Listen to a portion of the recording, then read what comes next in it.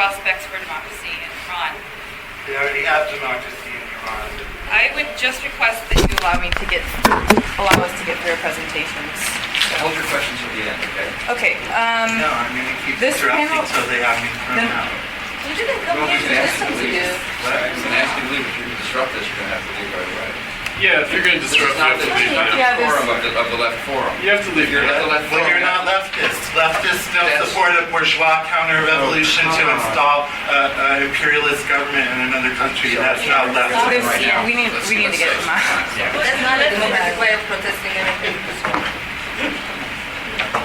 Those are No, you have your own right, but they're not butchers. They are butchers, killers. No, that's a bunch of lies. No, they are killers of communists and of women. So I think we're going to wait to start Girlfriends this. in our And podcast you should be hear a lot more ashamed, than my your friend. body. You should be ashamed of yourself. You should be ashamed of yourself. I'm a leftist. I'm a communist. So am I. No, you're not. I am. That's why I support the people's government in Iran. That's why I'm going on and it has raised the standards of the people in Iran to get ahead. Thank Platypus and Left Forum to provide us with a platform to share our views with you. Sorry. Well, I'm going to go right away to the points, because I think we don't have much time. We'll try to be as quick as possible, and so then we have more time to discuss, question and answer kind of thing. Addressing the general question, the prompt that came up, which is an overall, view about 1979 revolution and the existing revolutionary movement in Iran. I just want to put a number of points quickly in response to that. First of all, I disagree with the nomination of 1979 revolution as Islamic. Well, it was not an Islamic revolution, but 79 revolution was a revolution that was defeated by the Islamist counter-revolutionary forces. We can talk about this later, maybe in question and answer session. But just to put it again shortly, well, 1979 revolution was a scene where I would say three movements: the pro-Western nationalist movement, the anti-modern, again, local nationalist movement that was a big family of, from left to right, and the Islamist, the leading force of it, and the worker movement, or the left in its most general sense, in the most general sense of the word, confronted each other. Well, the subject of 1979 revolution was monarchy and, I'd say, pro-Western nationalist forces. But in the face of danger of losing, I would say, on the bourgeoisie side, of losing the regime, I would say, of losing Iran in 1979. And think about, when you think about 1979, you have to think about a bipolar world when you have Soviet Union at one side as a competing pole, against the United States. So in face of the danger of left seizing the power in Iran, I would say that bourgeoisie naturally reacted to this phenomenon, the 1979 revolution's phenomenon, and used the Islamists as a last card, as a last piece, in order to defeat the 1979 revolution, which in its core, had, I would say, left-leaning democratic demands, such as, freedom of press, freedom of assembly, freedom of conscience, better life conditions, so on and so forth. So the second point that I want to, talk about in relation to this first point is when it comes to the existing revolutionary movement in Iran. I would say again, we see that these three movements once again on the political scene confronting each other. On the one side we have the anti-modern, I'd say, nationalist Islamist movement, which is in power, and it has its own different wings, from the far right wing that you can, like Ahmadinejad, to its supposedly, left wing, which I would say it's Karoubi and Mousavi and, like others. the so-called leaders of the Green movement. I'm going to explain this in a bit. And then we have, again, like the pro-West nationalist movement, monarchists, like Republicans, liberals, whatever they call themselves, okay, as, like they're becoming active.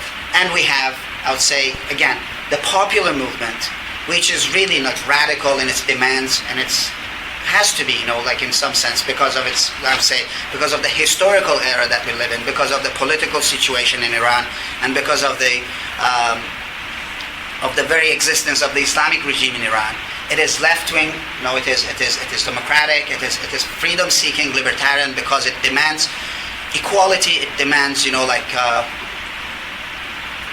least basic freedoms, unconditional freedoms. Unconditional freedom for assembly. Again, strike. Let's say abolishing any laws that discriminate between men and women, so on and so forth. So again, we see that these three movements confronting each other. So I should say I do not hesitate to call this movement a revolutionary movement. No matter what color you want to to see in this movement, call it green, or call it orange, red, whatever. I don't think it is a proper nomination. We have to name this phenomenon properly. I think the proper nomination would be, it is a revolution going on. Okay, doesn't mean that it's going to win. That's something else. But there is prospects of victory, and the people in Iran, they think that they can win. They can topple the Islamic Republic. Maybe they can come up. They can build a free, just, equal society. Another point I would like to say is that you should be careful that this movement that started about 9 months ago, it didn't happen in void. Something like a revolution, okay, it does not happen really in vacuum. There is some sort of a, I would say, path to this movement. If you had followed, what was going on in Iran in the past, let's say 10 years at least, okay, you could see that there's been, you're seeing a society that is really boiling in itself. We can talk about, for instance, youth cultural emancipation movement in Iran, the anti-capital punishment movement in Iran. Think about, if you just look at, the working class movement in Iran, actually, the height of which was the 1st of May of just past year. That's about 10 different, I would say, workers' organizations came out after 30 years, with a resolution, and they call upon, the other workers and on people to join, the 1st of May celebrations. And it lasted only half an hour, because it was brutally attacked by the police forces, 170 people arrested, so on and so forth. But I just give this as some sort of, let's say, exemplary, I'd say, movements. Or think about the June movement of 1997, 98, during the time of Khatami, where first, the anti-Islamic regime movement, I would say, declared its existence openly within 6 days, so on and so forth. So what I'm trying to say is, this revolution that we are witnessing right now does not happen just in void. It has a past to itself, okay, and it's a continuation in a sense. Of course, it is, some sort of a breaking point, a dramatic point. Of course, there's a leap in the form, and I would say in the quality of the movement, but it is continuation of something. And one more thing I would like to say in relation to this last point I just talked about, that is, you cannot explain something like a revolution with just within a simple stimuli response, action-reaction kind of model. It would be very deterministic, very simplistic, that's why it is important to talk about the social movements that exist in society, okay? Because they are the actors in society. They are the ones, after all, human history is history of human activity. It's a history of existing, acting human beings. So is the case with Iran, I would say.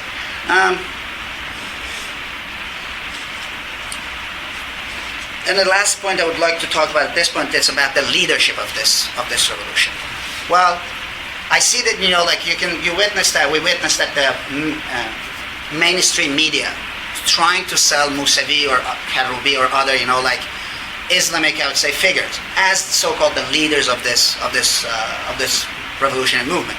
Well, from the day one, you could say that, these so-called leaders had no say, they had no say on, the direction of this movement.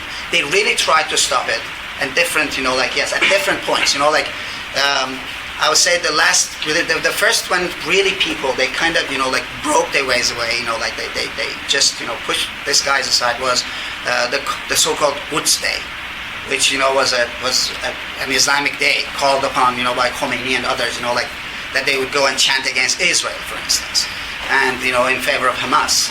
What month People, was that? sorry? What month was that?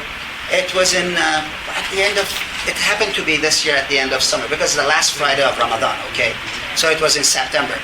On that day, actually, Mousavi and Karoubi, they called upon people, for instance, to avoid what they called deconstructionist slogans, meaning that do not chant against the regime. But you had the most radical slogans for the first time at that time. You see, people chanted against Khamenei, down with Khamenei, death to Khamenei, down with the Islamic Republic. It was the first time that they burned, posters of Ayatollah Khomeini as well. I think revolution makes people, the governors, some kind, the sovereign forces kind of, I would say, stupid. They thought that, if they show this on national TV, for instance, they're going to have, they're going to have people reacting to it. Whereas, it was just free propaganda for revolutionaries. Reacting against it. I'm sorry? Burning the images of Ayatollah, and it just, it acted, When was this again? It was on Quds Day, the last Friday of Ramadan. Yeah, but when was it? It's just past September. September. Yeah, it was around September. So anyways, Mousavi and then Karoubi and others, other figures that I would call the pro-regime opposition, okay? They try, we said that they will try to define different stations, different stops on the way of revolution in order to stop it, in order to, send back people home, or they even try to use it, instrumentally in their, negotiations, let's say, when it comes to sharing the power, with the ruling faction, okay? Well, definitely people on the street, those on the zero ground, they do not accept them as leaders. That's for sure. So this is one positive aspect of the revolutionary movement right now in Iran. And definitely we can say that, in principle, the revolutionary movement is going to come up with its own leaders. It has its own local leaders right now. But this, again, is also, I would say, a weak point of the existing revolutionary movement in Iran. Why I say it's a weak point? Because, well, this is the hope that we have. This means that, left has the prospect, the radical left has the prospect of becoming the leader, or, acquiring the leadership of this movement by deepening the demands of people, by deepening the I would say, the negative aspect of revolution, okay? And then leading the revolution to its victory, to its final victory. But, well, it requires a lot of work on the side of radical left, on the side of communists, on the side of worker communists, I would say. And I'll just one point that is in relation, just one example I want to give to about this. On 27th of December, which is a day of Muharram, again, it's supposed to be a mourning day for Shiites. Okay. Again, Mousavi and Karoubi and other, legal opposition leaders, they called upon people to mourn, to wear black, not to, again, avoid deconstructionist, slogans and so on and so forth. But it was a shock to everybody. People, they really, I would say, seized the power on streets for a few hours. You can see the films on YouTube and other, internet media, for instance. There were, scenes that people seized the police forces, the special forces, disarmed them, beat them up and left them. They wouldn't, lynch them. They wouldn't kill them, of course, okay? Or they stopped, cars that, police cars that were taking, I would say, prisoners or detainees with them. They stopped the cars, smashed the cars, released the people, and then disarmed again the police forces and kind of, then let them free. The thing is, after 27th of December, the 27th of December, this was kind of a talk among Iranians in Iran, that on 11th of February, we're going to finish the thing. We're going to topple them. And everybody was really afraid. This was the first time, that people kind of, I'd say, witnessed their own power. Well, but this didn't happen in 11th of February, because the Islamic government, they brought all their forces onto the streets. It was, like a real curfew, I would say. All the guards, all the commandos, police forces, so on and so forth. But it shows something else, that the revolution cannot go on from now. First of all, unsystematically, and it cannot go on disorganized and without a leadership. That's the weak point I said about it. And I think Iranian people right now, they think about these things as well, and they've realized this. And so, just to put it, just to wrap it up, due to these facts, due to these historical and political facts, say radical left has really a chance of being the leader of this, of this revolutionary movement, and it's the only chance for the revolutionary movement in order to achieve its final victory. Otherwise, perhaps, it's going to be another tragedy in history, which I hope it's not going to be. Thank you.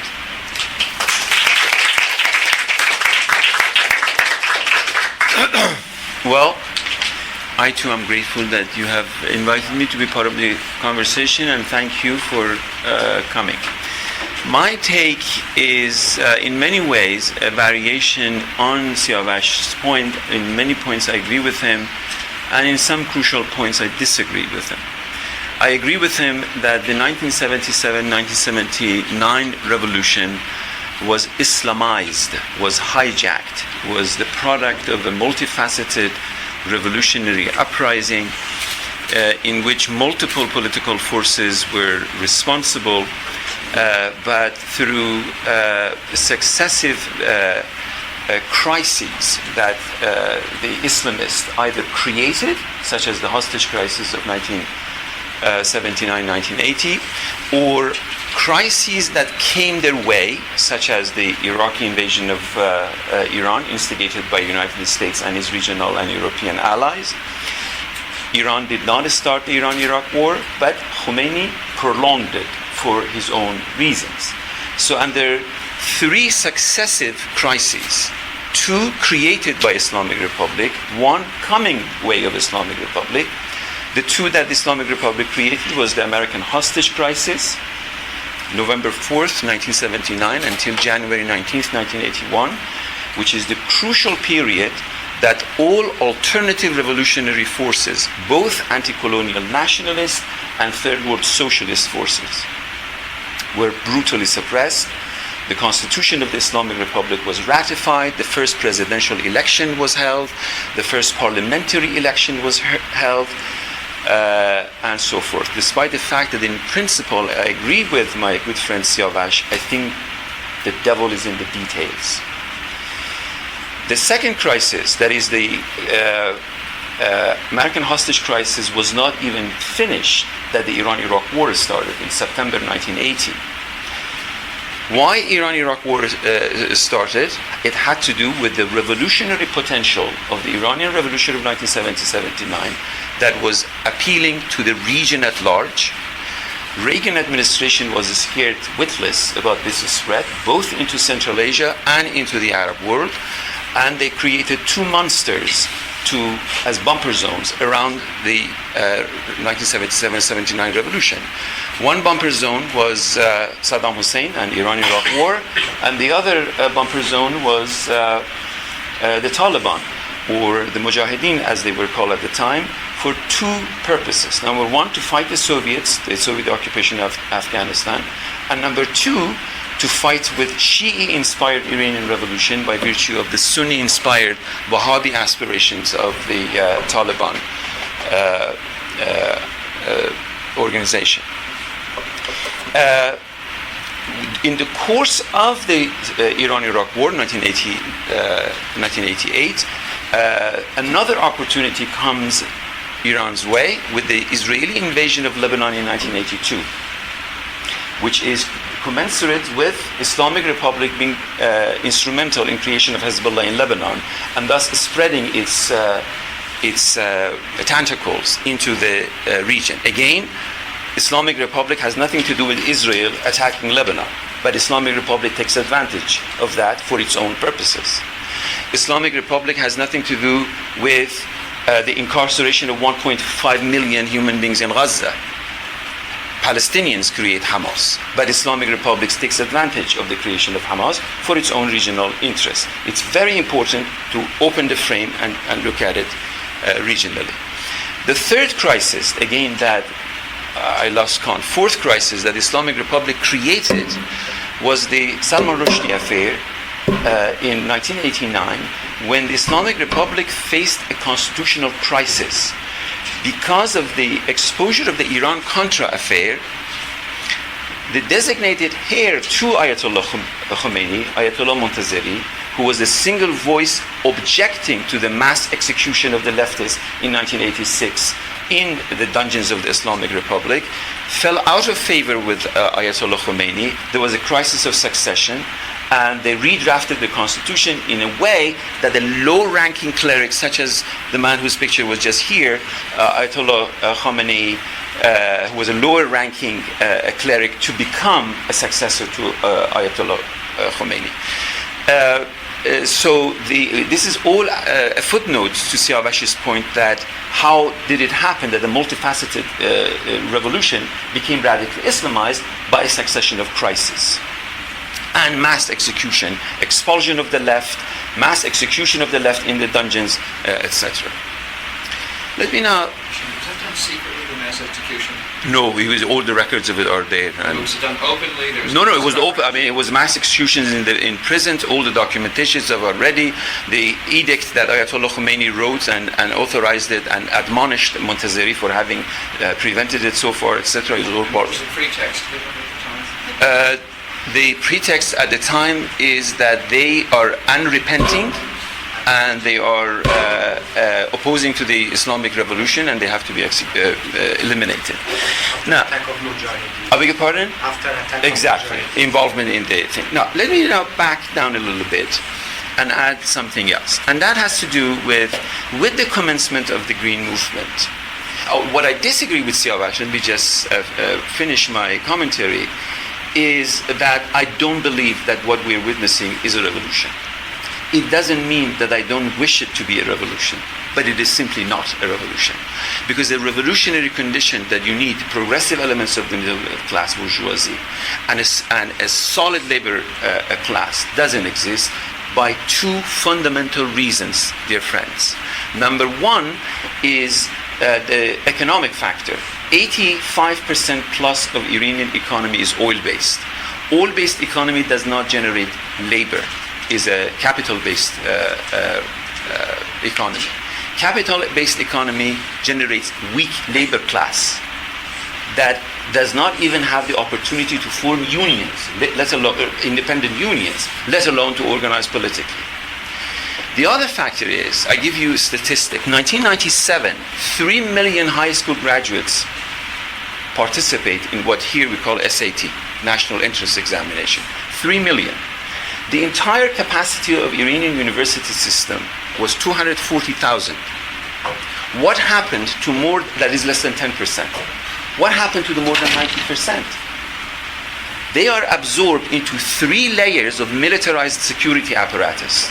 The Pasdaran, the Basij, and the plainclothes, the Hezbollahis. In other words, instead of investing in universities, investing in generating jobs, Islamic Republic, conscious of its illegitimacy, invests in security apparatus. So when on 22nd of Bahman, 11th of February, there is no revolution, why? Because the entire Azadi Square has been turned into a garrison. It's a garrison state, as Harold Laswell called it in 1941. It's a garrison state. And why would people go into a garrison? What's the point of going into a garrison? So the reason that I disagree that this is a revolutionary movement is that the material synergy, I'm an old-fashioned Marxist in this set, the material synergy that you need, it doesn't exist, is not on the ground. Let me now go back to the initial question that was posed to us, namely the question of left and the green movement.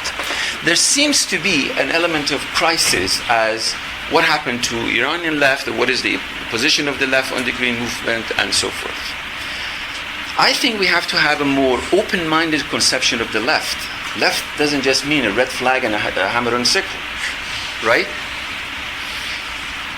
I would like to give you a quick paragraph on Iranian political culture of the last, say, 100 years, in which anti-colonial nationalism, sort of, say, best represented by Mousavi, sort of anti-British nationalization of oil, resulted in coup of 1953, etc. Anti-colonial nationalism.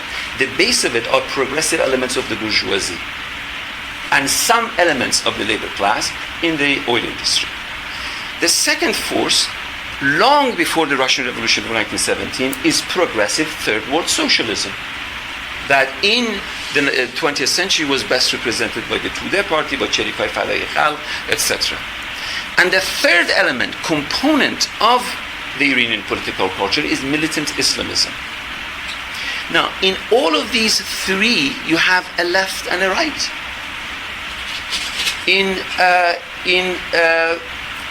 Say anti-colonial nationalism, of course you have a left wing of anti-colonial nationalism, for example, in the oil industry and in urban poor, etc., that supports anti-colonial nationalism and kicks the British out. But you also have a right wing that immediately wants to control it. There is a fundamental difference between the Islamism of somebody like Taliqani or Shariati and the Islamism of the Bazaar, which is entrenched into middle-class, bourgeois economic interest. And the same is about the left. There is a difference between a left that is totally a Trojan horse for Soviet imperialism and an independent left of the varieties of sources that have, in fact, predated the creation of Soviet Union. These three components of Iranian political culture have always gone together, and they have influenced each other. What you have had over the last 30 years is a particular Islamism that in fact has defeated its own left wing, not just other components of the left wing, and has become, right now when you look at Khamenei, he is the representative of the Bazaar, and trapped within globalized economy, and couldn't care less about what is happening to the labor class. According to the latest statistics, the minimum wage that has just been established by Islamic Republic guarantees, I'm just translating from an article, guarantees hunger for the labor class. The other critical factor in the weakness of labor class is labor migration. Behzad Yaghmayan's excellent book came out a couple of years ago, Embracing the Infidel, has to do with massive labor migrations because of there is the scarcity of genuine job. Job is not generated. I give you, in conclusion, 3 examples of how successively any one of these components of Iranian political culture becomes dominant. 1953 or 1951-1953, anti-colonial nationalism, nationalization of Iranian oil, is when you have the predominance of anti-colonial nationalism. The Tudeh party is not as actively supporting, because when in Iran you're talking about nationalization of oil, the Tudeh party was talking about nationalization of oil in southern Iran, because they didn't want northern Iran, the Soviet interest damaged. In 1963, you have an Islamist uprising, the first attempt by Ayatollah Khomeini to topple the Pahlavi regime. And because of the CIA sort of pumping into the security apparatus of the Sabak, the Tudeh party was discredited, the left went into hibernation. We have it in the following decade when they emerged, and the Islamists have a sort of a field to themselves. 1971 Siyah uprising in Iran, almost less than a decade later, is a signpost for the resurgence of progressive, socialist, radical, communist, Marxist-inspired uprisings. you have all of these three forces present in 1977, 1979, which brings me back to Siyaves's point. All of these forces are present, active, and organizing and mobilizing in the streets of Tehran. In fact, in historiography, usually January 1978, when a derogatory article is published in a daily against Ayatollah Khomeini, you remember that, is taken as the commencement of the 1977-1979 revolution. Whereas in October of the previous year, in the Goethe Institute in Tehran, there was a massive presence for poetry recitation, delivery of speeches, and the occasion of it was that one of the prominent Marxist activists was just released, Saeed Sultanpur, and he was one among the speakers. And there is an alternative narrative about the commencement of the thing. In fact, Anthony Parsons, the British ambassador to Iran, in his memoir, refers to this gathering of the leftists, had nothing to do with Islamists, in the Goethe Institute as a revolutionary condition. So we need to reconfigure it. Now, in my reading of the Green Movement is in fact a resurgence of those triple forces that are now coming back into the Iranian political culture against 30 years of forced and violent over-Islamization of the Iranian political culture. The left is very much present, particularly in factories and in universities, campuses. So is anti-colonial nationalism, both sort of a liberal flank of it and a radical flank of it. And so is an Islamist force. I again disagree that Mousavi, Karoubi, I agree that Mousavi, Karoubi and Khatami are not the defining moment of this movement, but I disagree that they don't matter. They do matter. They have their constituency. They don't have complete control over the events that is happening. We don't have a revolutionary condition that Ayatollah Khomeini sat under an apple tree in Nufla Chateau and issued things and people mobilized. No, we don't have that. We have multiple, again I agree with Siyaves, we have multiple cells, multiple centers of mobilization. The workers are mobilizing, student activists are mobilizing, women are organizing, and not all, in fact some of them predate. Up until the presidential election of June, Mousavi was a person, nobody knew who President Mousavi was. For 20 years he was not in the scene. In fact, the reformists were disappointed when he came because they liked Khatami. So it is, in a way, the movement has created this Mousavi, not that Mousavi is leading the movement. My conclusion is, number one, left is alive and well within the Iranian political culture and facts on the ground, and shame on the so-called Iranian left, that American left, that thinks Ahmadinejad is a representative of anti-imperialism and a supporter of the Palestinian cause, and so forth and so on. You need to be more open-minded. You have to have a better grasp of social mobilization and social movements. I have not a second of worry about the presence of left in this movement, but in multiple ways, in multiple fashions, in disguise, in labor unions, in student organizations, in women's rights activism. And instead of either going for, this is going to be a revolution, if it doesn't happen on this month, will happen in the next month, or on the other side, Ahmadinejad is the champion of anti-imperialism, let's rally behind it. The responsibility of progressive and responsible left is to detect progressive, anti-capitalist, anti-globalization, anti-imperialist, pro-labor, anti-racist elements within the Green Movement, participate in it and strengthen it, rather than allow it to be hijacked by alternative forces. Thank you.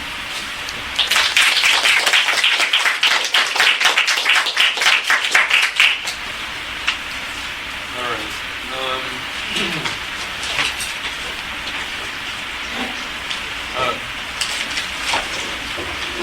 I'm going to pose the question, what can the history of the Islamic Revolution in Iran teach the left? In other words, how do we learn from this historical trajectory? All right.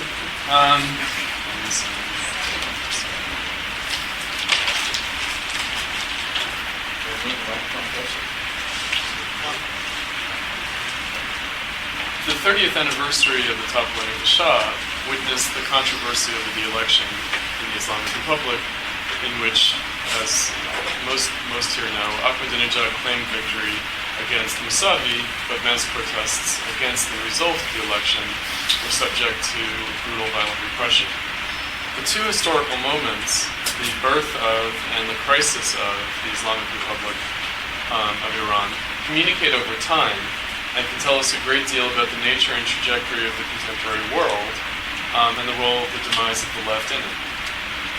We in Platypus approach the history of the Islamic Revolution in Iran as a specific story of the overall history of the death of the left, its historical decline and disappearance. The self-destruction of the left in Iran is a good entry into an investigation of the death of the left internationally over the course of the past generation. It is instructive that where once the left in Iran was the most vital and potentially significant in the Middle East and or Muslim world, today the left, as a result of the Islamic Republic, has been eradicated. We probably dispute what we mean by the term the left. And the contrast between the Shah and the Islamic Republic is instructive in this regard. The Shah simultaneously sought to repress and co-opt the left, whereas the Islamic Republic has sought to bring about its entire elimination in Iran, and also elsewhere. For instance, the role of Hezbollah in the Lebanese civil war was also anti-leftist intervention on the part of the Islamic Republic.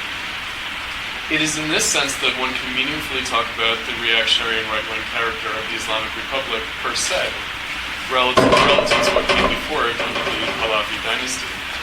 There are fewer possibilities, I would argue, for Iranian society today than there were 30 years ago.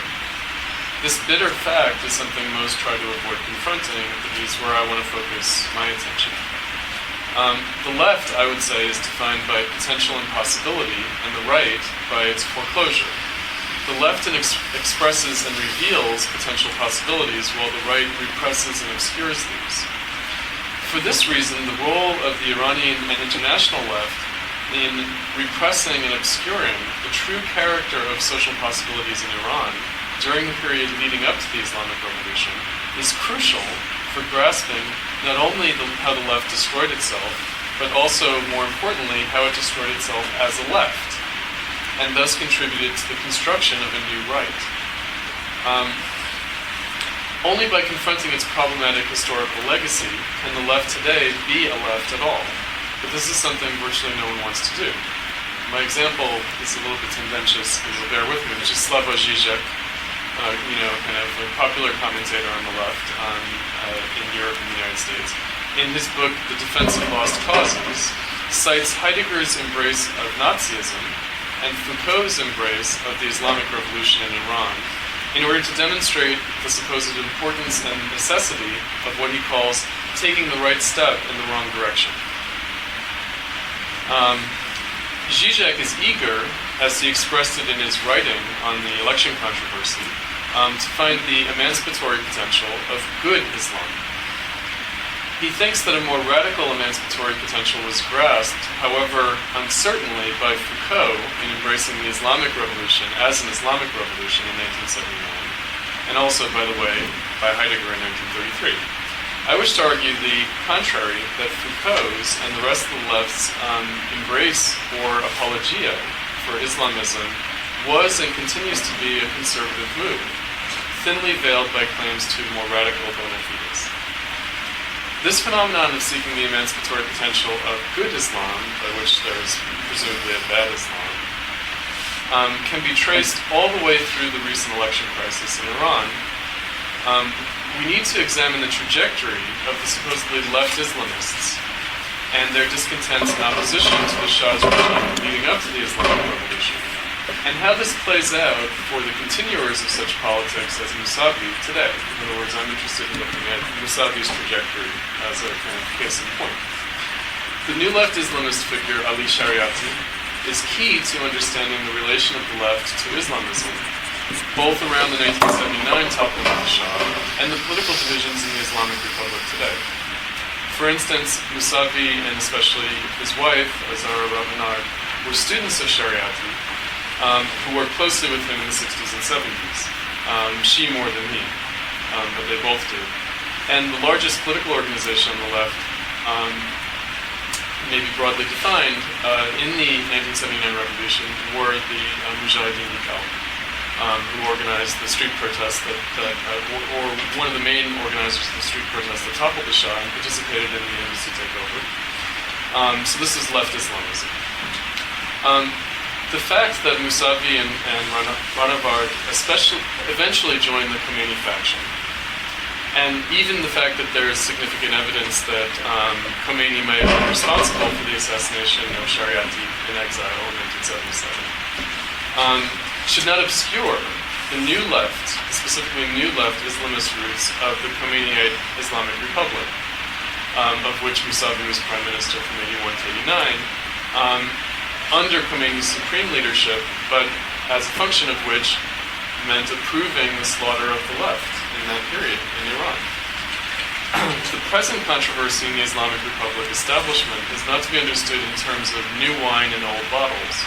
I spoke on a forum in Chicago on this, and the contention was that Mousavi today is not the Mousavi of then.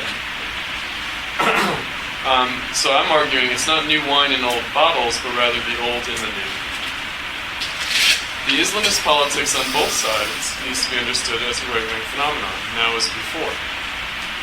Mousavi as a standard bearer for discontents in the Islamic Republic is a phenomenon of political confusion, to which any left must attend. There are significant problems to be addressed in the relation of ideology to social and political reality. The point is that Khomeini's supremacy in the Islamic Revolution is not to be explained by his superior insight and grasp of realities, but rather his successful political negotiation, his navigation of political realities, which is a different matter. And the present dispute between Ahmadinejad and Mousavi, for example, amounts to this. In other words, amounts to how to best sort of navigate changes. I would argue that Khomeini did not lead a revolutionary transformation of Iranian society, this is something that we all agree on, but rather was the consolidation of Iran after the crisis and fall of the Shah.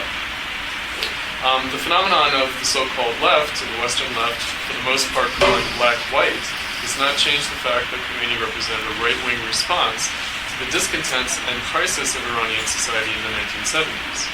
The left's support for Khomeini expressed its disorientation and confusion theoretically, and its right-wing role practically.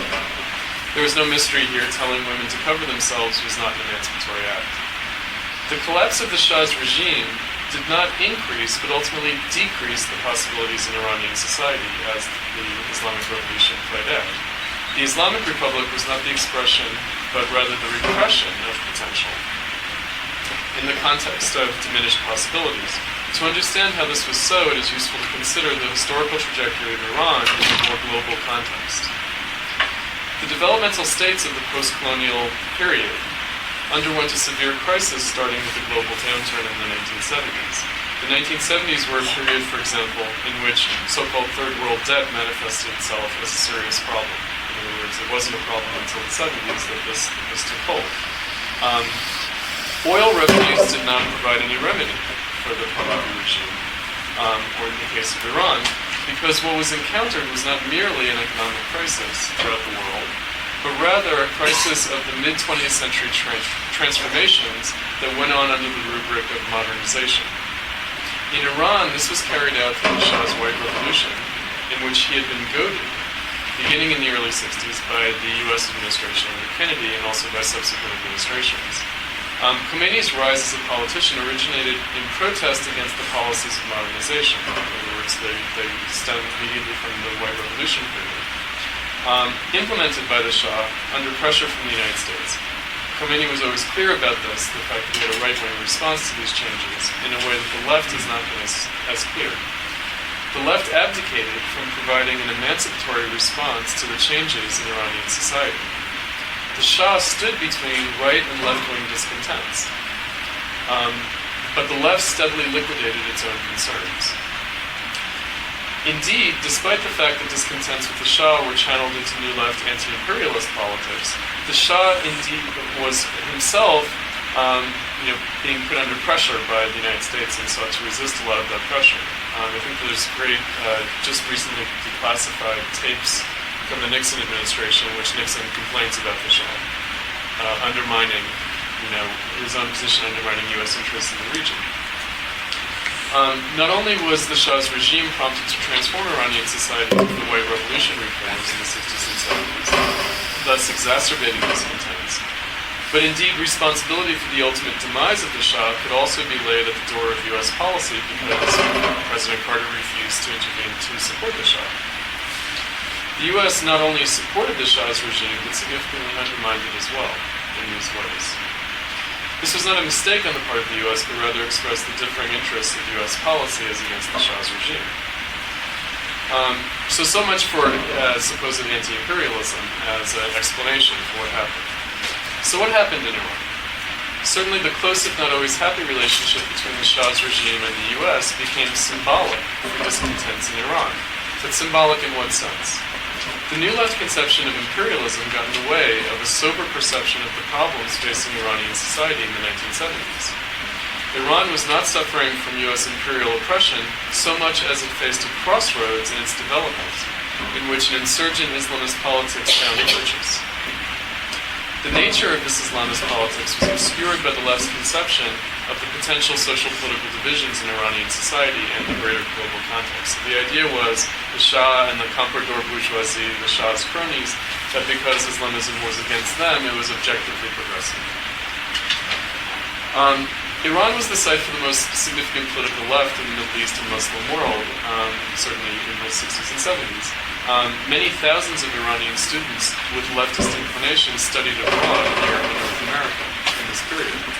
In their encounter with the metropolitan New Left, they were encouraged to embrace the supposed Muslim roots of Iranian society and find potential there for emancipatory politics.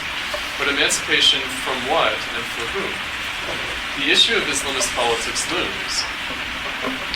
The New Left Islamist Shariati considered himself a follower of, for instance, Frantz Fanon. Others, including Khomeini, also found resonance with Fanon's writings, specifically on the issue of cultural imperialism. According to this view, Iran suffered not from structural and political problems in a modern historical context, but rather from a cultural problem, Westernization, which was pathologized. The problems of modernization became the problem of Westernization, which needed to be eradicated. Islamist politics was the means by which the supposed cure for this disease was attempted. To this day, the Islamic Republic is premised on a culturalist conception of politics. Ahmadinejad and others speak of Iran's political frontiers as if they were just lines on a map. Their Islamic Revolution is civilizational and global in reach. It is not merely about Iran. Ahmadinejad wrote an open letter, for instance, to President Bush, you might recall, a few years ago, in which he talked about the failure of liberal democracy as a global project and how Islamism needed to be embraced instead. So the Islamic Republic, whose legitimate mantle was in dispute between Mousavi and Ahmadinejad in the elections, is premised on the idea that the entire Iranian population, suffering from the illness of cultural imperialism by the West, needed to be held as minority wards of the mullahs. This is why there is a guardian council and a supreme leader above all elected officials. When Ahmadinejad referred to the election protesters as shit, this was the social imagination behind it. He considered them to be religiously fallen, culturally corrupted, and hence evil in a disqualifying, dehumanizing sense. The powers that be of the Islamic Republic, still pursuing the Islamic Revolution, have moral contempt for the people of Iran, as any right-wingers do for their subalterns. In other words, right-wingers in the U.S. have moral contempt for the people of the U.S. This is why it is worse than tragic, indeed I would argue criminal, for the left to embrace in whatever form today the presuppositions of such a right-wing politics as Islamism, as the left did in the Islamic Revolution 30 years ago.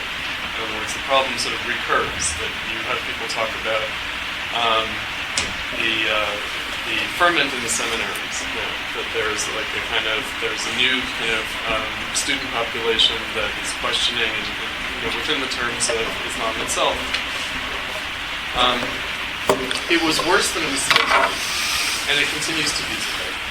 The degree to which the Green Movement espouses or even merely accepts the framework of the Islamic Republic, it remains in the thrall of an Islamist politics. It is part of a deliberate obscuring of social realities behind a bad ideology and a worse politics. The history of the past 30 years proves that this was not only a lie but a crime. Any purported left must treat Islamist politics not as some kind of framework, but rather as a deadly obstacle necessary to be overcome.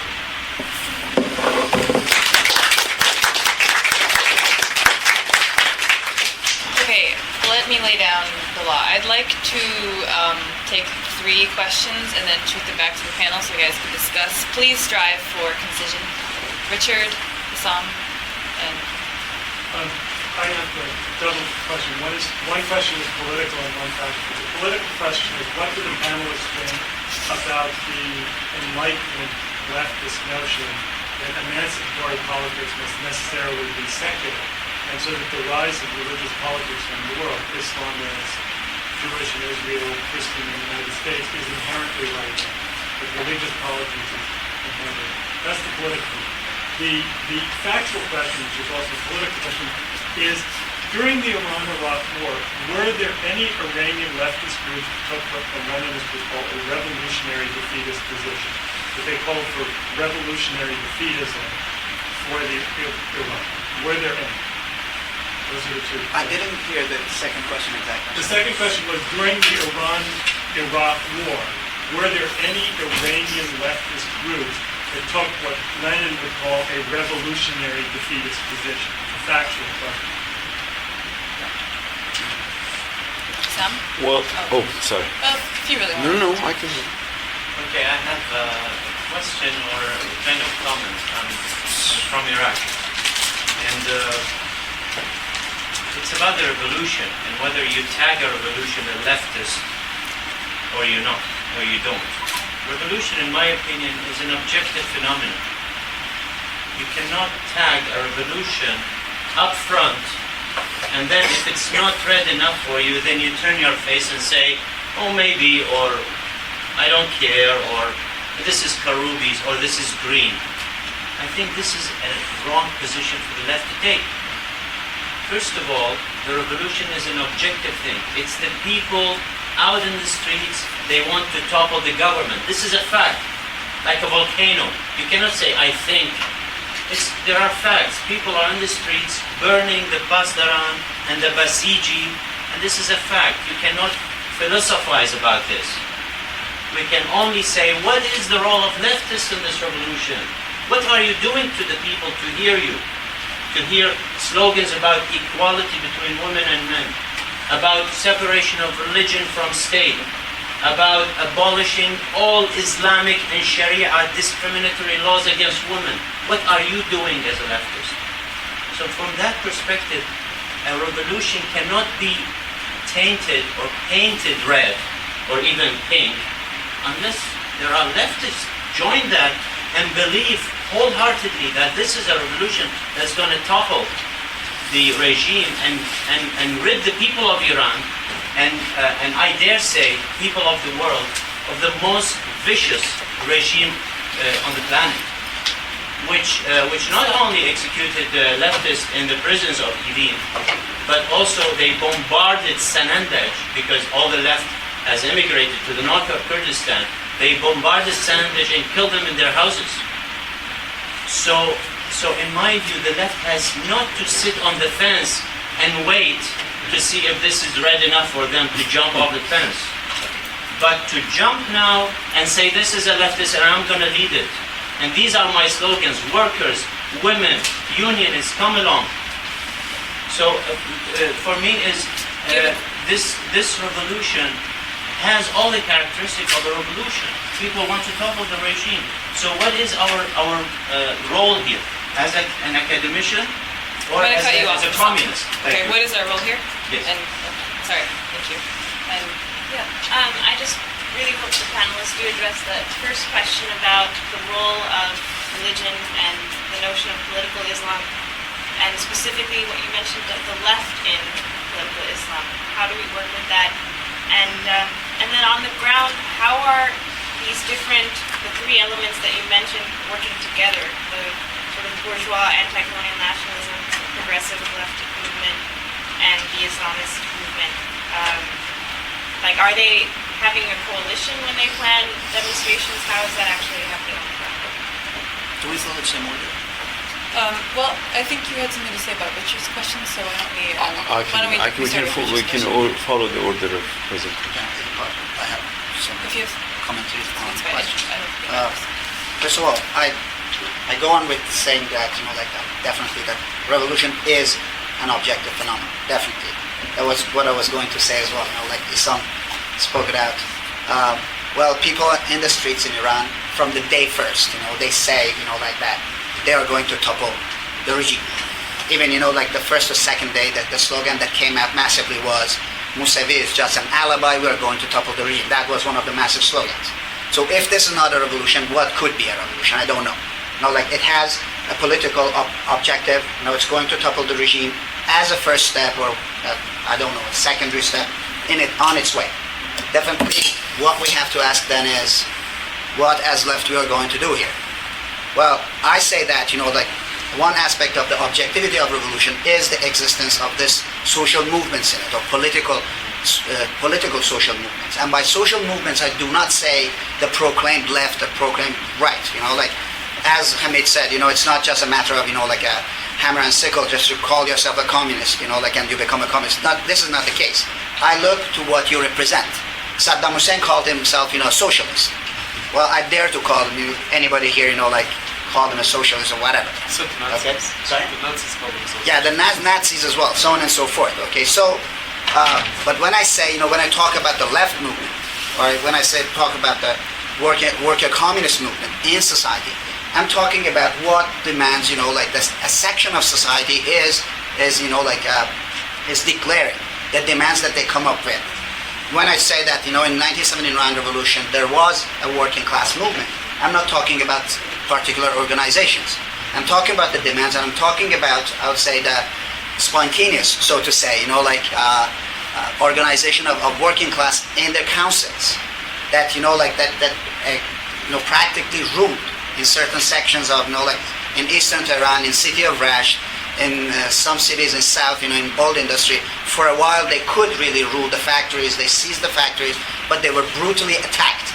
And that was the first, actually, I would say, the target of the provisional government in February and March of 1979, for instance. The first attacks were on them.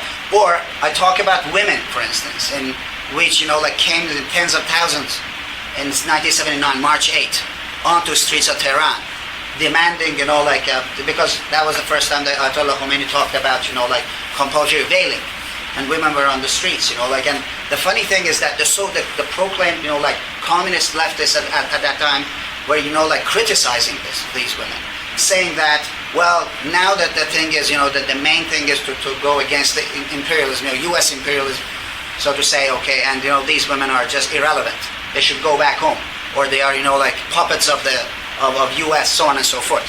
So what I say is, well, this faction in society is, first of all, vivid. It didn't, disappear. It didn't, evaporate into the air. That section of society and that movement still is there. And you could see, if you were looking for empirical signs, you could see those signs within the past 30 years, actually. In the past 30 years, the Islamic Republic could never rule the society one day without bloodshed. It could not rule the society one day without, I would say, an undeclared curfew. I don't know if you have, I have lived there for a while, if you go nowadays as well, it doesn't matter, you feel it in your flesh and bone, the pressure, the political pressure, the social pressure on you. Not meaning that Iranians are Muslims, not meaning that Iranians are religious people. They are not, by the way, okay? But so what I'm trying to say is, when I talk about the movements, when I talk about the confrontational movements, I'm not talking about the organizations. The so-called left organizations in 1979 revolution, unfortunately, they were just factions of what I would say of the Islamic nationalist movement.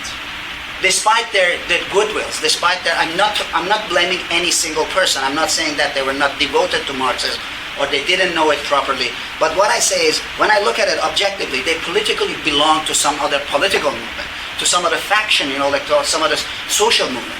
The left had the same problems with the Islamists. They were, complaining about why we do not have independent industry, for instance. Why we do not make our own, let's say needles. We have to import everything. Why the industry that we have is oil-based, for instance. They did not, even though we had this analysis that Iran is not a capitalist society because, because what? Because we have only, the assembly lines only. We do not produce, steel in Iran at that time. Whereas, if you want to label a society, if you're, if you really want to label a society, you look at, the relation between capital and labor force. Did you have anything else? Do you see anything else in Iran, first of all?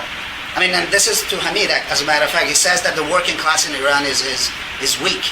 I would say, I don't know, working class could be weak in everywhere in the world, definitely. But this is not because of some structural problem. It has, first of all, we should not, bypass this. There is a political aspect to this. For 30 years, the Islamic Republic has oppressed, has imprisoned, executed the workers' leaders as well, alongside, the youth, alongside women leaders, so on and so forth. So there's one thing about, that. And so when it comes to our task as left, definitely, we have to represent, we have to, I would say, resonate this faction of society, this movement in society that is presented, that declares itself actually. When the women in Iran talks about, abolition of any misogynist rules, any anti-woman rules, okay, when workers come up, one of the first things was the 10th of February, for instance, declaration of 4 de facto existing, though illegal, workers' unions in Iran. That they declared, they published the minimum demands of working class in Iran, for instance, among which was freedom to assembly, a human life guaranteed, social security, freeing political prisoners, so on and so forth. They'll get it. Sorry? Yeah. Execution, capital punishment. Yeah, abolition of capital punishment, which is, a big demand right now in Iranian society. Yeah, so, yeah, I'm sorry. Could I ask that, Professor Dabashi, Yeah. you could So just respond to wrap it, and one more thing about that political thing. It's just a historical thing. Sure. Actually, there was one. There were 2 organizations. KCAR came up actually with a one-to-one. I'd say the group called KCAR. They said that they're going to take the war somehow make the war into an anti-bourgeois war inside, something like that, which was just a very a one-to-one copy of what Lenin said. And it was not a proper stance, but there was the group called Razmandagan, the unit of communist militants, that actually took a different stance, both against the war and against the Iranian regime, did not use it as a pretext of any kind to back up the Islamic regime. That was historical. We can just go. There are a lot of let's say documents available about that. Thank you. Sorry.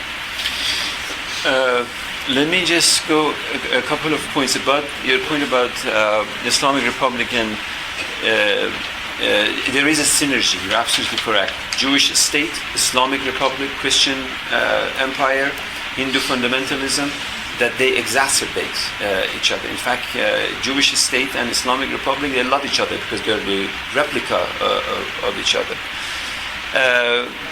The point about the revolution being an objective phenomenon, I completely agree.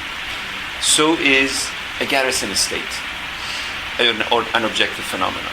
So is a vicious state that over 30 years has systematically invested in militarized security apparatus.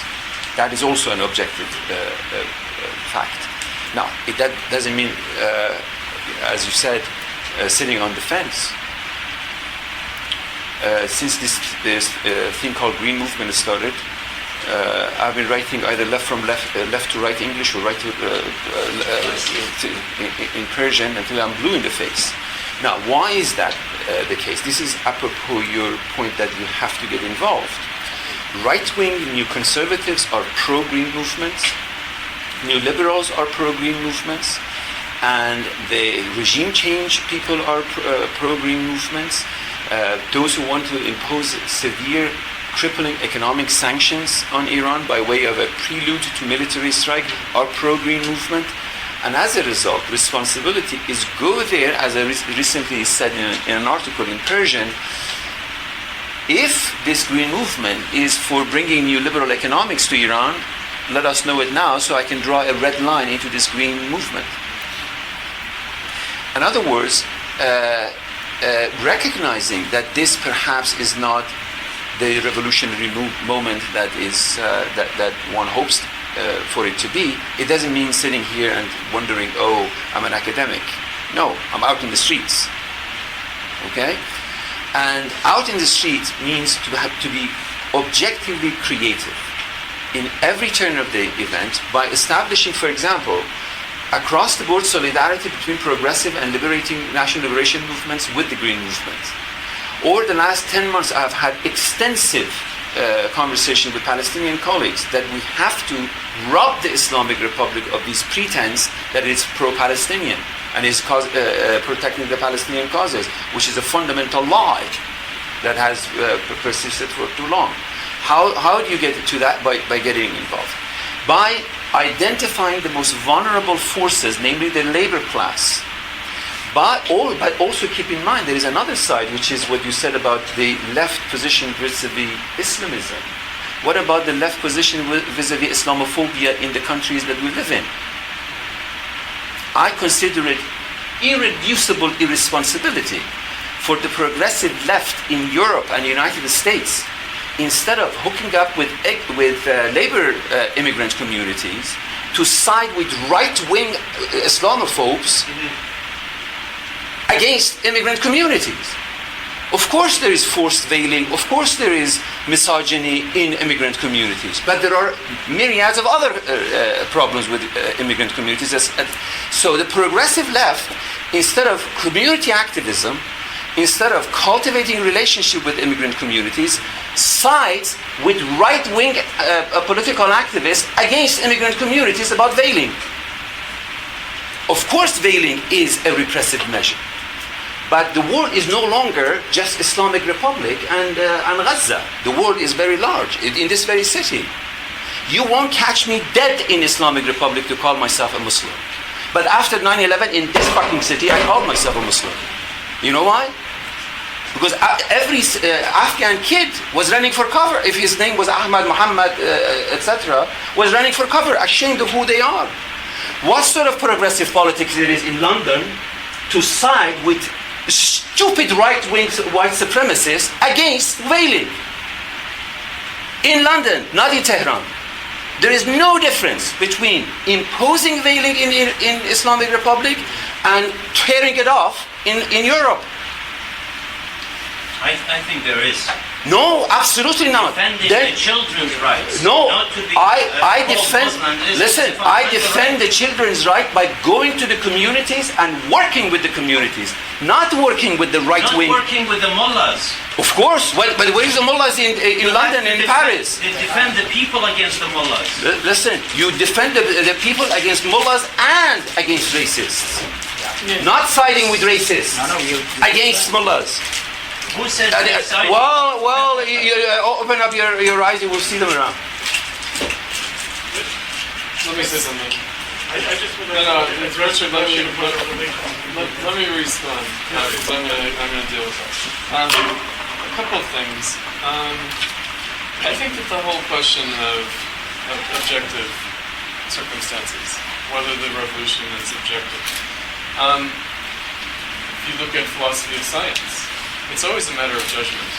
In other words, there is no simple fact. There is no simple objective, right? It's always a matter of how are you defining your object?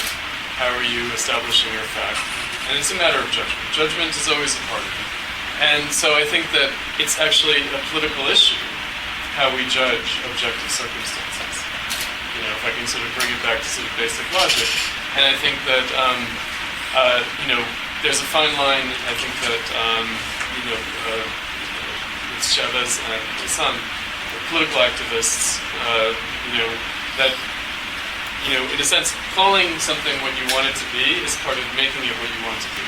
Like, I'm sympathetic to that. In other words, there's an exhortative character to one's characterizations and one's judgments. That you're seeking to make something into what you want it to be. Let me ask And that's one valid. question, But that's valid. Would the 17th revolution happen without Lenin? No. That's right. There's a subjective so factor. we are part of the revolution. That's right. There's a subjective factor. At the same time, the conditions under which one intervenes are, you can participate in them, but they're not of your own making. Right? History is made by people, but not under conditions that they themselves choose.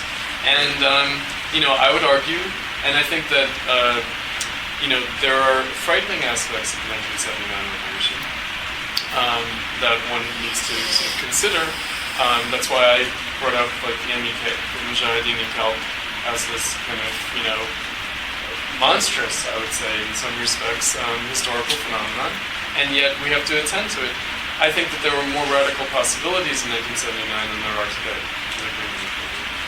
Because there was a left, as problematic as it was, as ideologically problematic as it was, and there were social forces. I think that it's right to say that that there's an active, like the Islamic Republic actively tries to undermine the potential development of social forces that could challenge the regime. In the way that Hamid pointed out about the constitution of capital in Iran. It's not a developmental regime in the way that the Shah, the White Revolution, was. To make it an oil-based regime is a deliberate. It's like you were holding the population hostage. And that's a political estimation. So, and I also think that actual political forces, like the actual organizations, actually constituted forces, are an objective pair of circumstances.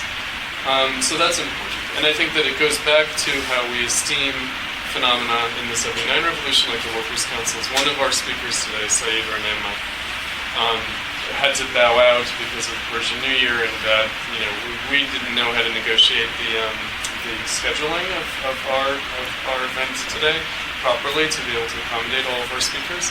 So he, for example, has written as a participant, as a former participant, very critically of the characterization of the shuras as workers' councils in the Marxist sense. In other words, I think that again was an objective phenomenon that is up to judgment as to what it was, what its potentials were, what you could have made of it.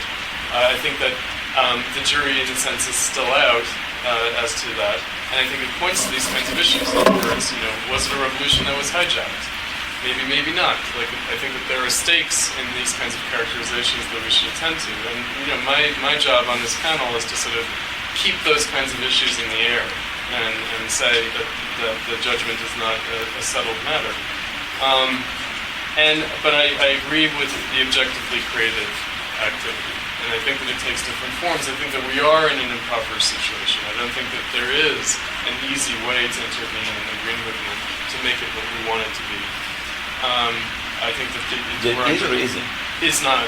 We're in an impoverished position to be able to intervene and make it what we want it to be. On the issue of veiling, because it came up, I wanted to step in and simply say, absolutely. And I also think that, you have to acknowledge the fact that this is less of a problem for the American left than it is in Canada and Europe.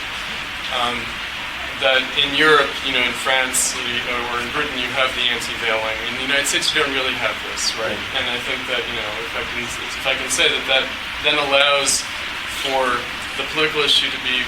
We should take advantage of the fact that in the United States, this is not the same kind of political issue in order to not be held hostage to this kind of right-wing politics. I think that forcing people to wear the veil is wrong, and tearing the veil off by force is wrong. I do think that. Now, the question of children is very complicated, right? But I think that, in a good liberal tradition, right to privacy extends to the family. It does extend to the family. In other words, again, in the United States, like homeschooling is something that happens. You're allowed to homeschool your children. Mostly it's done by right-wing people who want to indoctrinate their children in crazy, reactionary ideology. But we have to defend their right to do that. Right? In other words, the political intervention happens at another level. It doesn't happen at the level of state intervention. It doesn't happen at the level of the state should mandate that little girls cannot wear certain clothes in school. I don't think that's an emancipatory move. So that's all that I wanted to say on the veiling issue, because I think it's one of these tempest in a teapot kind of things, and I think that thankfully we don't have to deal with the kind of issue in the United States that the European, and this is one way in which Europe is right-wing in comparison to the United States, frankly. I forgot there was a question about the coalition of these three forces. Simply to add, it's too early. I believe that what we have, this so-called green movement, is a resurrection of that multifaceted political culture that the Islamic Republic has failed to repress even after 30 years of violent repression. Let me, because I'm on the panel, just a couple of corrections about assassination of Sharia activities. By no stretch of imagination is the established fact that he was assassinated, or that Khomeini had anything to do with it. The other thing that you said about the left in Iran, you have to keep in mind that post-World War there was a leftist crisis because of the Tudeh party crisis connection with it. Yeah, so it took a while before the left kind of found itself. Your culturalist reading of Ahmadinejad should not disregard the fact that what you have is a new class that now is pushing the Rafsanjani sort of forces that were the beneficiary of the post-war reconstruction. Ahmadinejad represents, in his populism, in his lumpenism, he represents this new class that wants to have a similar sort of another 30 years of benefit from the oil economy and not allow it to. So it's not that just culturalist, is deeply rooted in economic opportunism of the class that he represents.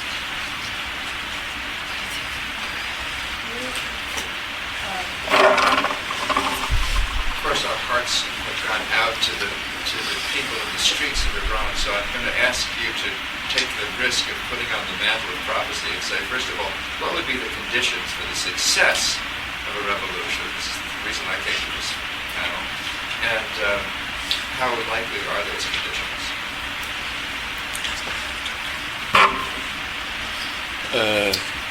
Should be one more question, or should I answer? We answer that question and then move on to the next, actually. So Okay. you'll be next. That's a big one. Let's answer.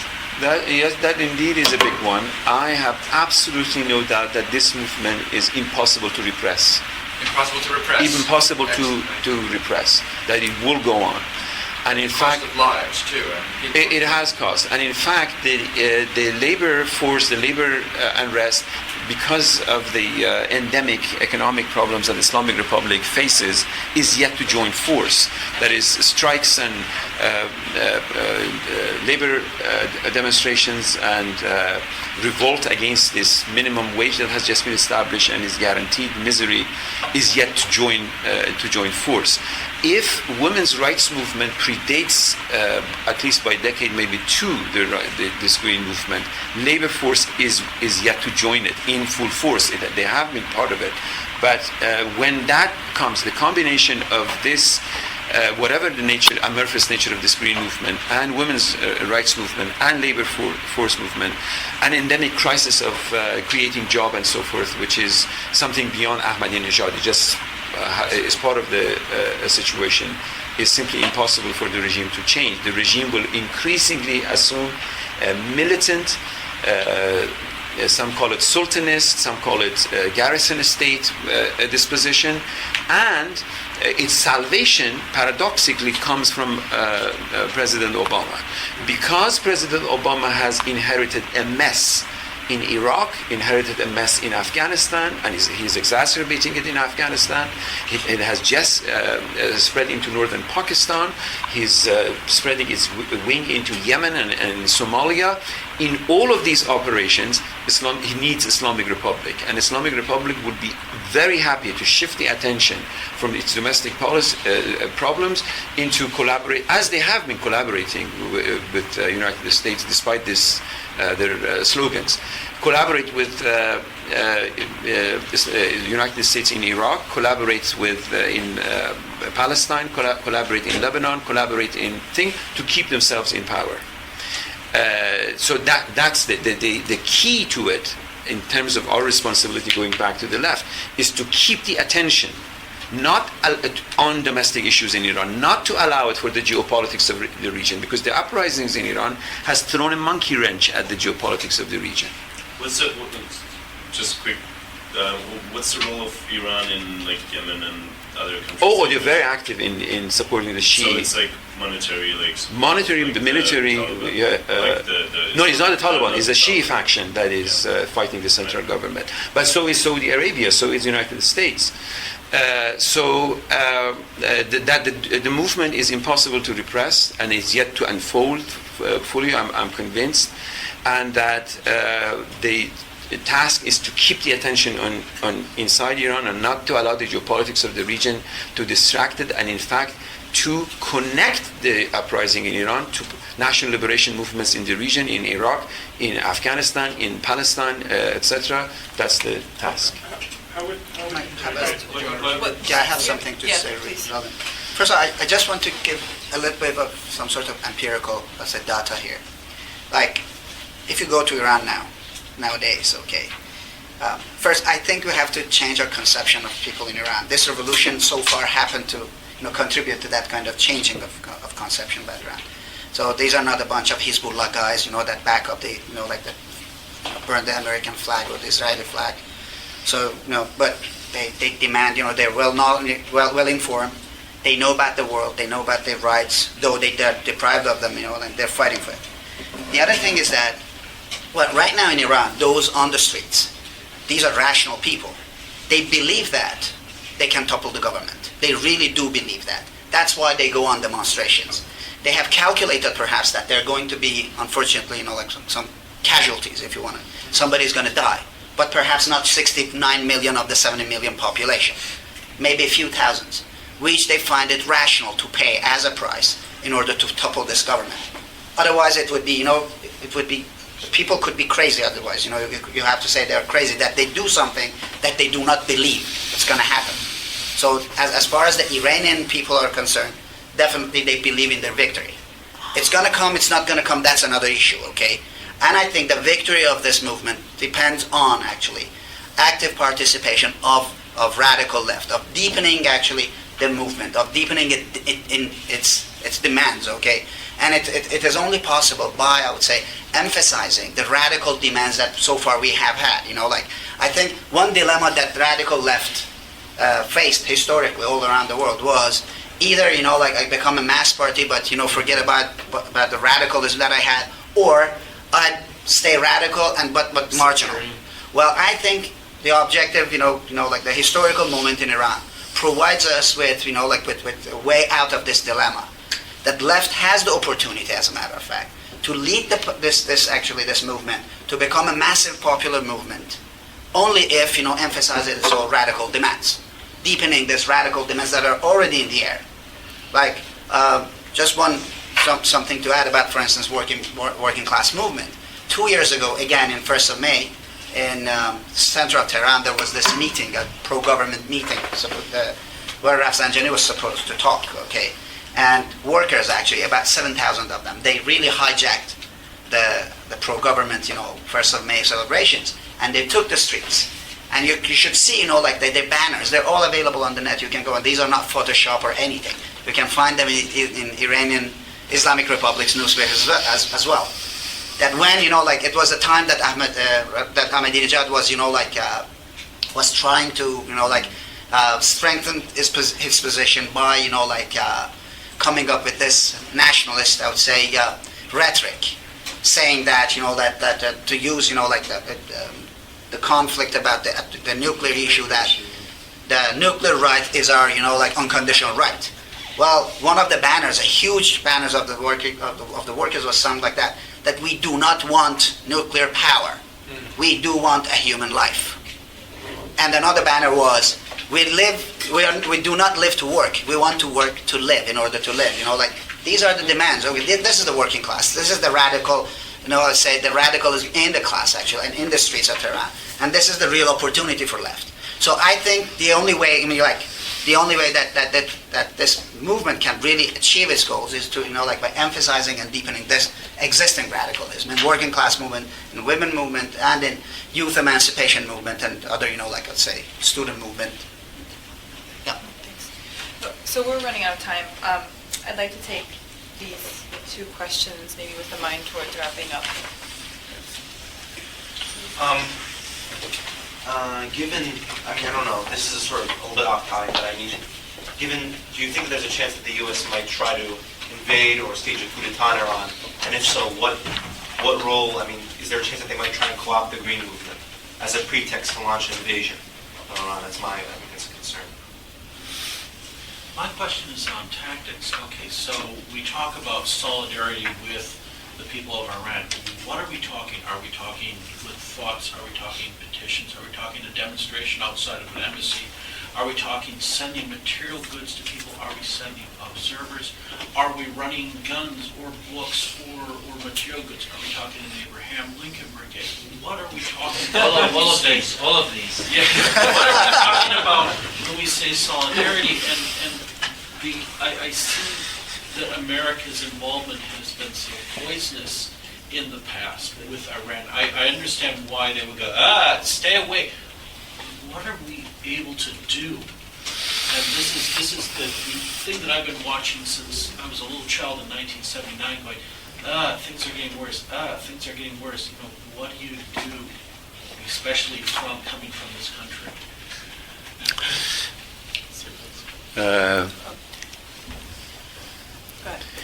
Is there a chance of American government, not people, co-opting the Green Movement and imposing or writing a new liberal economics on it? Absolutely. And in fact, some of the leading people active in the Green Movement, both inside Iran and outside Iran, are die-hard new liberal, and they in fact accuse, this will interest you, they accused a historical alliance between the left and the Islamists, that kind of doesn't understand the nature, or that the democracy and that there is an integral relationship between democracy and liberalism and new liberalism. There is no other mode of democracy, and as a result, because of that danger, that the imposition of sanctions, they're talking about crippling sanctions, they're talking about military strikes, etc. I categorically oppose all of them. I think Iranian people are perfectly capable of handling their own issues themselves, and any military strike, in fact, will be counterproductive. The coup that I fear is the post-Aran's coup. That is the most immediate mode of the dismantling of the Islamic Republic is not along the lines that we wish it would happen, is in fact along the lines of a military coup and establishment of a military junta a la Pakistan and running of the government. I don't believe Iranian political culture or the uprising would tolerate that or just sit home and that would be the end of the day, but that is a danger. As to what we do, it is not the question that the American relationship with Iran is poisonous, is the American government relationship. In fact, if American government does too much, American people do too little. This is the time for civil rights movement, for women's rights organizations, for labor unions to begin to establish contact with their counterparts inside Iran. Iranian labor unions can use advice from American labor unions, whatever, or European, progressive ideas, how to mobilize, how to organize, how to defend their rights, etc. The same is with civil rights movement icons, with women's rights organizations, etc. With journalists, for example, Dozens and dozens of journalists have fled Iran. They are now suffering in Kurdistan, in Turkey. They have no place to go. They have no contact. They're in daily needs of their sustenance, etc. So there's a massive amount of work that responsible, committed activists in the United States can do in solidarity with Iranian people, and which is what we did in 70s with Nicaragua. It's not something strange. It was not just Reagan was helping the Contras. There was mass-based solidarity with Nicaraguans even at that time. That has not, I mean, this goes back to the question of the defeatist element in American left, or this spirit, Spirit of defeat. Yes, that has gone. There is a lot that progressive left in the United States can do in solidarity.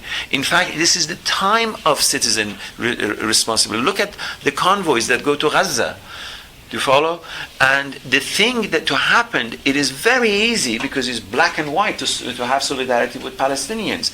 But because the right-wing, new liberal, new cons are abusing or trying to ride over the green movement, we have had difficulty to convince our friends and comrades this is a genuine progressive a movement, and whether we agree that it's a revolution or that's a different issue. This is sort of a theoretical issue, but that it is a movement, that it is grassroots, that it is a home base, is not instigated by CIA, that idiot was saying, or Saudi money or things of that. I mean, these are propaganda, and it's not just an innocent man like him. This husband and wife, the Everetts, Flint Everett and his wife, they are on a rampage to discredit this movement as non-existent, and suddenly that become neo-Orientalists and reading what Charshambe Suri is, Orient Charshambe Suri, nothing happened and such. So, to conclude, lots, my friend, need to be done by American people. The actions of American government over the last 50 years doesn't discredit ordinary Americans to be active in this movement. I say add two things. Yeah, First of all, it's about, like the possibility of a military coup. These are all possibilities, okay? Invasion. Definitely, bourgeoisie is not going to sit down and let it go. If they didn't, they tried their own, like different games in 1979. Perhaps they're going to do that as well. They're using Mousavi, they're using, like Karoubi. They're trying everything that they can. They can even, like, this is a possibility as well. They might just, come to some sort of agreement with Ahmadinejad, or just, like get rid of Ahmadinejad or Khamenei, or all these are possible. But I would say what can guarantee the defeat of such a movement is, like presence of people in the street. Definitely people are not going to go back home, even if something like that happens. But, well, this by itself is not enough. Like there's a possibility as well say, okay, now we have democracy, please go back home, and people might go. I think, again, the presence, active participation of radical left is the only, I would say,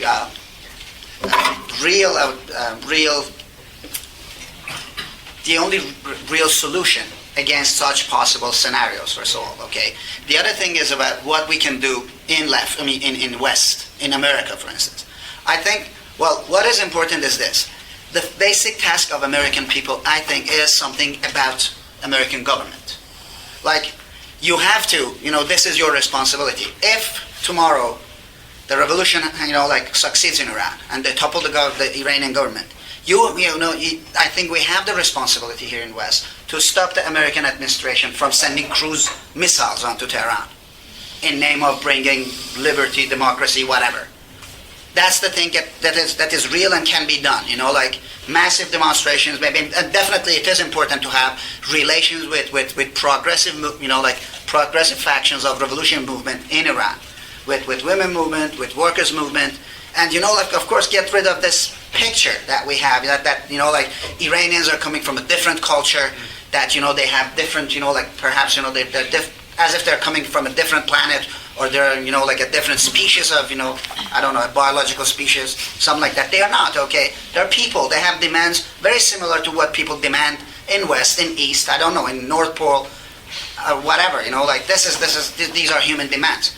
So, as I said, the task is definitely about the American left has to, to be careful about this. They have to stop. They have to come up with solutions themselves to stop a possible intervention, American intervention, or attack on a revolution. And even now, as a matter of fact, because definitely an American smallest attack as well. It's going to be, like contributing to persistence of the Islamic Republic and of Ahmadinejad wing, as a matter of fact. Yeah, I just wanted to answer to the question of the threat of a U.S. or Israeli attack, the whole nuclear controversy. I agree that it would play into the hands of the regime. I would go even further and say that Ahmadinejad is seeking to provoke it. In other words, to consolidate. I think that they are pursuing a confrontational policy with the U.S. I think that the whole nuclear weapons thing, Iran's ability to get a nuclear weapon is limited, but they will pursue it in order to have this brinksmanship and in order to rally the Iranian people behind the regime out of nationalism, etc. And I'm not sure that there is, I don't know, I'm not going to claim to read the minds of Obama and his advisors, but I think that, the existence of the Green Movement, I'm not sure, I think that there was some implication, maybe, Siyaves, in what you were saying, that the U.S. is more likely to intervene the more the Green Movement is successful. In other words, that the U.S. would intervene to stop a revolution in Iran. I'm not sure that it plays out exactly that way. In other words, this is just a possibility. It's a possibility. But I do think that if it were to happen, I think that it's important for the American left to understand that the Iranian regime is itself complicit in any attack that the U.S. makes. I think that can't be lost sight of. That there's a fundamental complicity between U.S. policy and the Islamic Republic, not only in geostrategic terms in terms of the greater Middle East, but also I think that Obama's cool attitude towards the Green Movement and the election protests had to do with the fact that he wasn't sure what he'd be dealing with if the regime were toppled. And so there is a sort of general conservative preference for the status quo on the part of the United States. And I think that we have to be critical of that. In other words, we have to take a broader view and not accept the policies, the terms in which the policies are presented. Right, because I think that there are, more sort of fundamental sort of political issues at work, and what we have to sort of foreground is the complicity of the right in the United States and the right in Iran. Okay, thank you. Thank you.